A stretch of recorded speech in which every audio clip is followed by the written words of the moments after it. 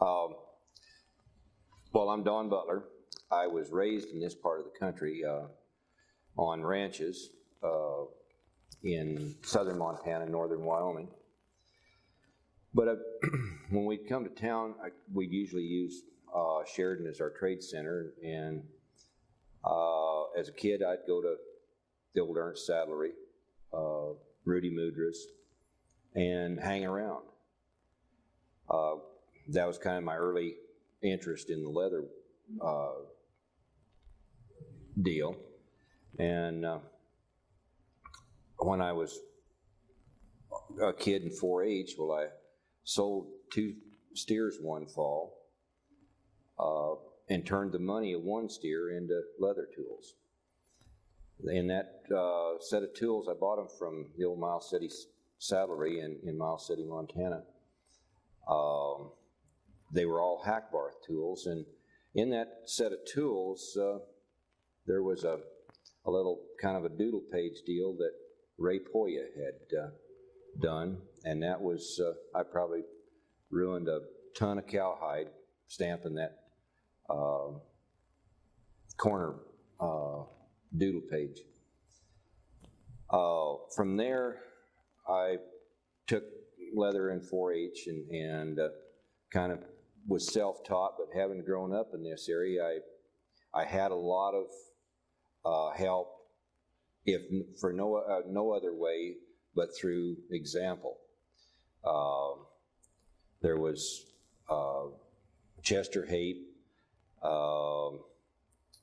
Bill Gardner, Don King, Lloyd Davis. All of them have contributed to my leather delinquency, if you will. And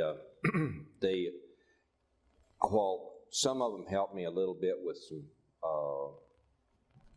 little tips and whatnot, mostly it was done through example.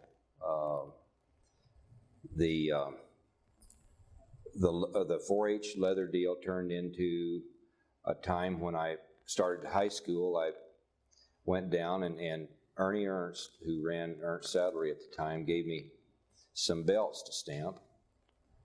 Got 75 cents a belt. Terrible looking back on them. They were terrible. But he just kept giving them to me, and I thought I was doing a heck of a job, but I put myself through high school stamping belts for Ernst.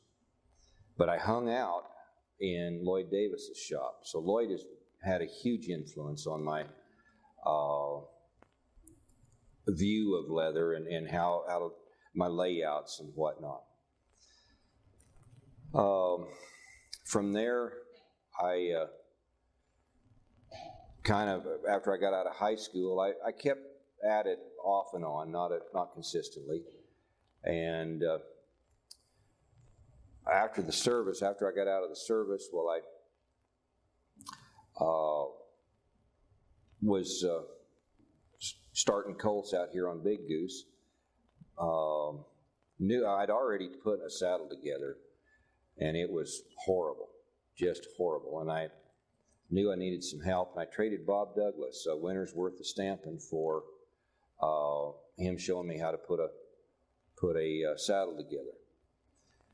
If we worked on any part of the saddle during the day, well, I would run home that night. I had a tree at home, and I would apply the same thing that we'd done at the shop, at Douglas's shop in the day. I would do it at night.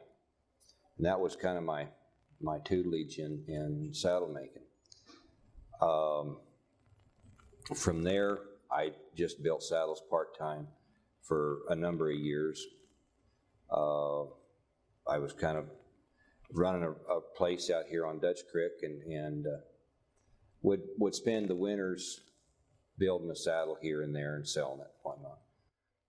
I left the ranch out there and had my own cows, my own little business of a cowboy service, and the bank decided that I was into them as deep as they was willing to go on the cows, so I kind of had to figure a way to provide groceries for them and myself and my family, and I was stamping belts, piecework for Joe Krakenberger and building some shaps for him and whatnot, and then building saddles on the side just to kind of make the cow deal work. After Joe decided he didn't want to have a Main Street business anymore, it was along in October of 1978, we made a deal with the barber shop down here to put a bench in the back of it to get through the Christmas season. I moved a machine and a bench in, and we're still in town. We're in our 4th location here with the saddle shop, and I don't have the cows anymore. The business has been awful good to us, to my family and I, and as far as the parts that I enjoy the most out of it, I don't know that there's any one part. The stamping, of course, is an important part, has always been. But I think saddle building is, it holds as big an interest to me today as it always did. I've grown pretty weary of orders. I would rather work on stuff that I want to work on, but that's just a fact a guy has to accept in this business. So aside from that, I don't know as I can add a lot more to it.